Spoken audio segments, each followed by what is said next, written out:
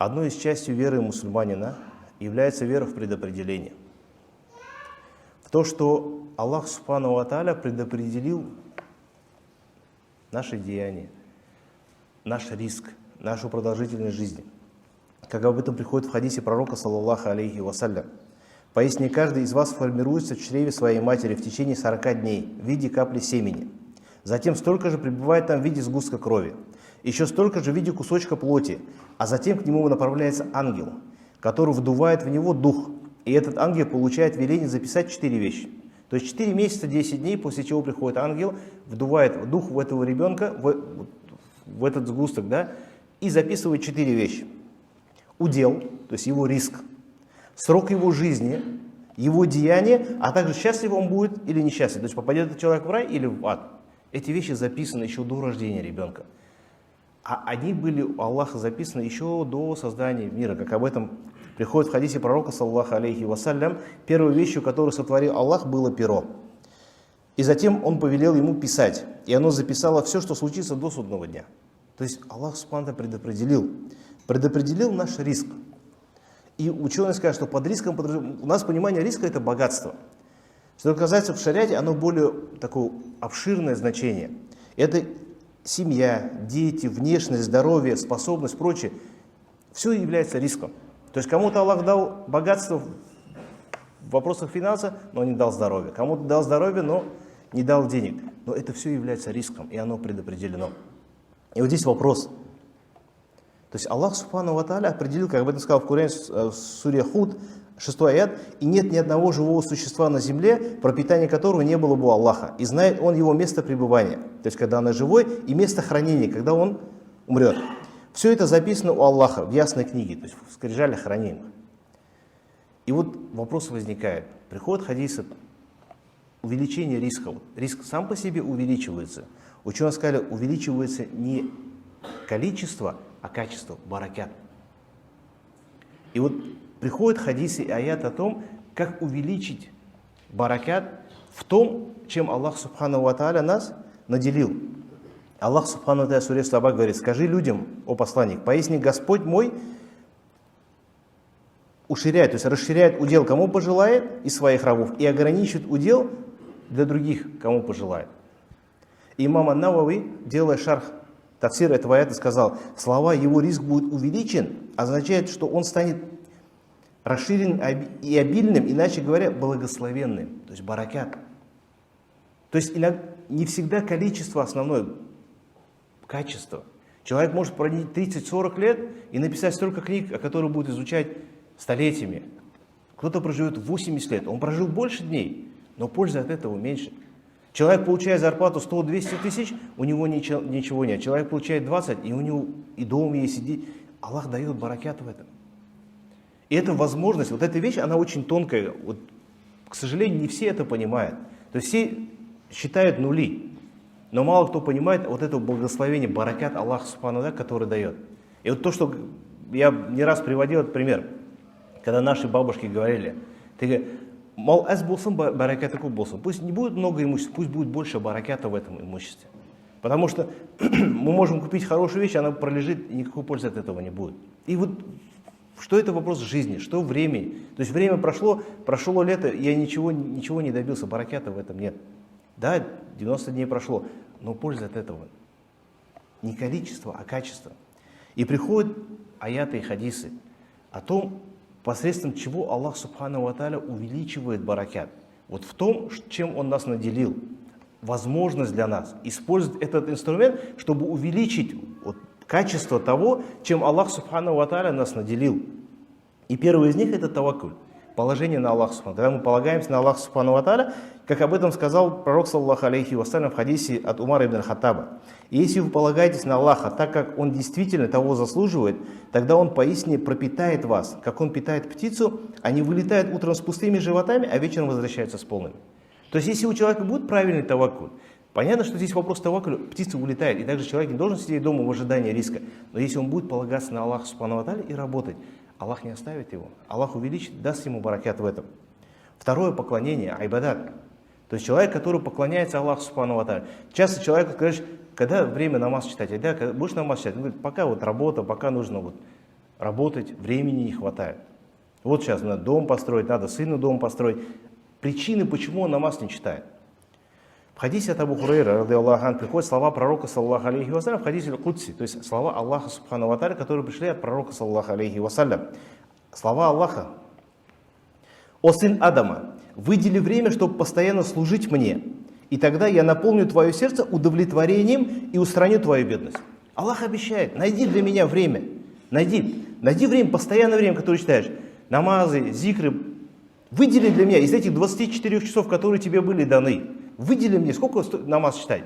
Даже если по минимуму 20 минут в день из 24 часов, это много, это мало.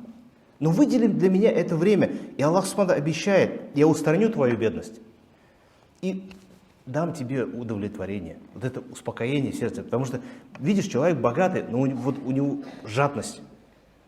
Это болезнь, Аллах обещает, что Он избавит ее, ты будешь доволен этим.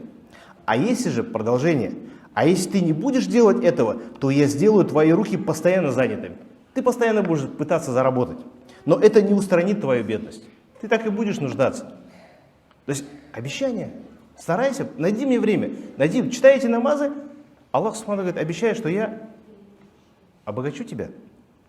Третье, тауба. То есть просить у Аллаха Субхану прощения. Где Аллах Субхану говорит в суре Нух, говорит, 10-12 аят: «Я говорил, проси у вашего Господа прощения, ведь Он всепрощающий, Он не спошлет вам с неба обильные дожди, поддержит вас имуществом и детьми, возрастит для вас сады, создаст для вас реки». Аллах обещает. Просите у меня прощения, потому что большинство, говорит, проблем, которые приходят к человеку по причине его грехов. Если мы будем делать тауба, покаяться в своих грехах, то Аллах Субхану ва тааля простит нам и удалит ту причину, по которой Аллах Субхану ва тааля лишил нас каких-то наших благ, по причине наших грехов. Поэтому мы должны увеличить этот истихфар, тауба, как пророк, саллаллаху алейхи вассалям, говорит: делайте тауба и просите прощения. Поясни, я это делаю ежедневно, 70, в другом хадисе 100 раз, будучи пророком. И это возможность увеличения баракята в том, что мы имеем, делая истихфар. Четвертое, поддержание родственных уз. В хадисе от Абу Хурайры, ради Аллаху анху, приходят слова пророка, саллаллаху алейхи вассалям, слова: кто бы хотел, чтобы его риск был увеличен, то есть его риск был увеличен, а продолжительность его жизни удлинилась, пусть он поддерживает свои родственные связи. То есть через поддержание родственных связей Аллах Субхану ва тааля дает баракят нашему имуществу и нашей жизни. Это обещание пророка, саллаллаху алейхи вассалям, инструмент, которым мы можем пользоваться. Садака. Пятое. Милостыни, которую мы даем. В суре Бакара, 261 аят, Аллах Субхану говорит: притчи о тех, кто расходует свое имущество на пути Аллаха, является притча о зерне, из которого выросло 7 колосьев, и в каждом колосе по 100 зерен. Аллах увеличивает награды, кому пожелает. Аллах объемлющий, знающий. То есть человек, когда делится тем имуществом, которое Аллах Субхану наделил своего раба, выделяет из этого часть, отдает закят, отдает садака, Аллах Субхану в оставшей части дает баракят. И это не уменьшает, как пророк, саллаллаху алейхи ва саллям, пояснил, садака не уменьшает количество имущества. Аллах дает баракят в той оставшейся части, оно увеличивается. Шестое, и это тоже очень важно, честность и искренность торговли. То есть, когда мы что-то продаем, либо с кем-то чем-то договариваемся, справедливость в этом дает баракят в том имуществе, которое мы зарабатываем вот в этом договоре. Как в хадисе от Хакима ибн Хазма приходят слова пророка, саллаллаху алейхи вассалям: обе стороны сделки имеют право аннулировать договор до тех пор, пока они не разошлись. То есть пока они не разошлись, они могут сказать, что передумали, расходимся. Итак, если они были правдивы друг с другом, то есть были справедливы, говорили как есть, вот, о всех изъянах, что было в товаре, и честны в объявлении дефектов товара, у них будет благословение в их сделке. То есть Аллах даст баракят в этой сделке. Может быть, ты заработаешь меньше. То есть понятно, что ты обманув, что вот этот товар он новый или он качественный, ты заработаешь на несколько копеек или рублей больше, но баракята в этом не будет. Если ты даже заработаешь меньше, но сделка была справедливой, ты как есть все это рассказал, в оставшей части Аллах Субхану ва тааля даст тебе баракят, и об этом обещает пророк, саллаллаху алейхи вассалям. Но если они солгали и скрыли дефекты, благословение покинет сделку. То есть в этом уже баракята не будет. Ты заработаешь больше, но баракята в этом имуществе не будет, обещание пророка, саллаллаху алейхи вассалям. Хадис приходит в сборнике имама Муслима. Седьмое. Совершение хаджа и умры. Удивительно, но это обещание пророка, саллаллаху алейхи вассалям. Человек, который постоянно совершает хадж и умру, это увеличивает его богатство. Пророк, саллаллаху алейхи вассалям, сказал: совершение хаджи и умры последовательно один за другим.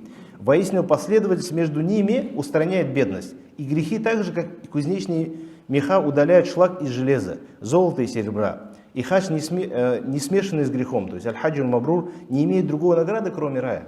То есть пророк, саллаллаху алейхи вассалям, обещал совершение хаджи и умры последовательно, и грехи удаляет и удаляет бедность. То есть Аллах увеличивает, дает баракат в его имуществе. 8-я причина увеличения бараката — это никах. То есть когда женится, парень женится на девушке, и в этом тоже есть баракат, обещание Аллаха субхану ва тааля, суре Ан-Нур, 32 аят. Сочетайте браком тех из вас, кто холост, и праведник из числа ваших рабов и рабынь. Если они бедны, то Аллах обогатит их и своих милостыней. Аллах объемлющий, знающий. То есть даже если они бедны, Аллах обещает, что я обогачу их. То есть это одна из причин, по которой Аллах субхану ва тааля наделяет баракат. 9-е рождение детей. То есть когда у родителя рождается ребенок, он начинает бояться, откуда я найду деньги на расходы на ребенка. Когда, как Аллах субхану ва тааля обещает в суре Исра: не убивайте своих детей, опасаясь нищеты, ведь мы обеспечиваем пропитанием их вместе с вами. Воистину убивать детей — тяжкий грех. Обещание Аллаха субхану ва тааля. Как приходит то, что каждый ребенок рождается своим риском. Этот риск будет увеличен. Это обещание Аллаха субхану ва тааля. 10-я причина увеличения баракат — это дуа. Дуа, когда мы просим у Аллаха субхану ва тааля за себя, за своих братьев, чтобы Аллах дал баракат в том, чем Он наделил своих рабов. Будь то время, будь то имущество, будь то богатство. Пусть Аллах даст в этом баракат. И пророк, саллаллаху алейхи вассалям, делал дуа после намаза: «О Аллах, я прошу у тебя знаний, которые приносят пользу, и благого риска, или рискуль васих, широкого, большого риска, и деяния, которые будут приняты». То есть пророк, саллаллаху алейхи вассалям, просил после каждого намаза. И как часто мы просим баракат в том, чем Аллах субхану ва тааля нас наделил. Это тоже инструмент, которым мы можем пользоваться и должны пользоваться.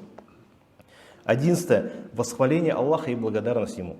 То есть часто ли мы делаем шукр, благодарим Аллаха субхану ва тааля за то, что мы имеем. Когда, как Аллах субхану ва тааля говорит в суре Ибрахим: «И вот возвестил Господь твой: если вы будете благодарны за дарованные мной блага, то я непременно умножу вам эти блага». То есть если мы будем благодарить Аллаха субхану за то имущество, за те блага, которые... Не обязательно вопрос имущества, блага, время, здоровье, детей, знания, всю милость, которую Аллах субхану нам оказал, все это является риском. Если мы будем благодарить Аллаха субхану за это, я вам увеличу. Если же вы будете проявлять куфр, неверие, то есть неблагодарность за это, то мое наказание будет сильным. То есть это тоже для нас инструмент сохранения того, что мы имеем. Его увеличение — это благодарность Аллаху субхану ва тааля за это. 12-е. Таква, благочестие. Человек, который боится Аллаха субхану ва тааля, Аллах не оставляет. Вспоминаются слова Умара ибн Абдаль-Азиза, да, когда он не оставил своим детям ничего, там, несколько динаров. И когда его спросили, что ты оставил, он сказал: богобоязнность. Богобоязнность оставил. Если они будут богобоязными, Аллах их не оставит. И об этом Аллах субхану ва тааля говорит: тот, кто будет истинно бояться Аллаха субхану ва тааля, Аллах сделает ему выход из любой ситуации. И найдет, даст ему пропитание оттуда, откуда он его не ждал.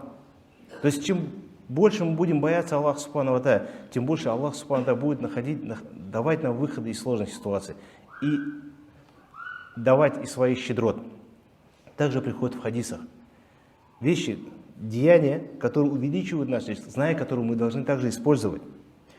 Чтение Корана, как приводил не раз в хадис, где пророк, саллаллаху алейхи вассалям, сказал, что слова Абу Хурейры приходят, например, то, что если в доме читается Коран, он становится широким, в нем появляется баракат. То есть через чтение Корана Аллах субхану дает баракат. Баракат в наших домах, баракат в нашей жизни. Поэтому, находя время, мы должны находить время для книги Аллаха субхану ва тааля. Любое дело, которое начнется с бисмилля, иншаллах, в этом деле есть баракат. Поэтому, чтобы мусульманин начинает, он начинать должен с именем Аллаха субхану ва тааля, словами бисмилля. И в этом тоже, иншаллах, будет баракат. Совместная трапеза с людьми. Обещание пророка, саллаллаху алейхи вассалям: чем больше рук над столом, тем больше бараката. Как часто человек может съесть одну большую тарелку и не наесться, а когда он поделится ее с братом, или даже с двумя, он наедается вот даже небольшим куском пищи. Без сомнения, многие из нас замечали это. В Рамазан чуть-чуть еды. Вместе поели, Аллах субхану дает баракат, мы наедаемся. Это то, что обещал пророк, саллаллаху алейхи вассалям. Халяльный источник дохода. То есть пусть будет небольшой, но если он халяльный, в этих имуществах есть баракат. Выполнение сунны пророка, саллаллаху алейхи вассалям, будь то мисвак, будь то вставание на сухур. Пророк, саллаллаху алейхи вассалям, побуждал, он говорит, вставайте на сухур, в этом есть баракат. Используйте сивак, в этом есть баракат. Чтение истихары намаза. То есть мы хотим в этом действии, чтобы был баракат, читать истихары намаз перед тем, как начать это действие. Аллах субхану ва тааля дает баракат. Ранний подъем ото сна, пятикратная молитва. Все эти вещи приходят в сунне пророка, саллаллаху алейхи вассалям, которые мы должны изучать, знать и использовать. И вот эти инструменты, которые пророк, саллаллаху алейхи вассалям, нам сказал, довел до нас. Читая, используя это, увеличивать баракат в тех вещах, которые Аллах субхану нас наделил. Естественно, кто этим не пользуется, он его лишается. И вот важно понимать вот эту тонкую вещь, как баракат. И искать, добиваться у Аллаха субхану ва тааля, чтобы он наделил благословением вот в тех вещах, которые мы имеем.